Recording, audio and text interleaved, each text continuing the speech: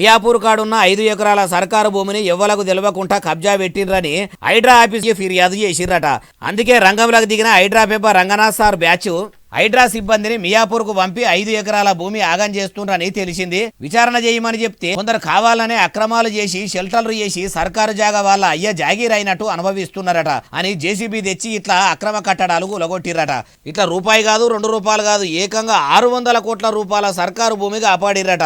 ఇట్లా సర్కారు భూమికి కొందరు కావాలనే నకిలీ సర్టిఫికేట్లు పెట్టి అమ్మేదందుకు చూసిరట. ముచ్చట తెలుసుకున్న హైడ్రా ఆఫీసర్లు వెంటనే వాళ్ళు చేస్తున్న కబ్జాలు ఆపి ఇట్లా ప్రభుత్వ భూమి రక్షించిరట. అయ్యా హైడ్రా పేపర్ రంగనాథ్ సారు, మీరు సర్కారు భూమి మంచిగానే కాపాడుతుండ్రు కానీ కాయకష్టం చేసుకుని తిండి కూడా తినకుండా పస్తులు ఉండి నిల్వనీడ చేసుకున్న పేదల ఇండ్ల మీద మాత్రం వడకుంది సారు. ఒక్కడికి 4 మాటల ఎంక్వైరీ చేసినాకనే వాళ్ళకు చెప్పినాకనే చర్యలు తీసుకోండి.